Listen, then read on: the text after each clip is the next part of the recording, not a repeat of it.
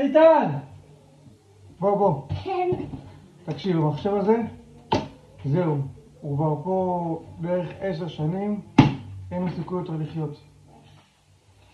קיצור, קח אותו, יש פה כל מיני ברגים. פרק אותו. לגורמים. כל החלק שיש פה, תהיה בוצה, סבבה?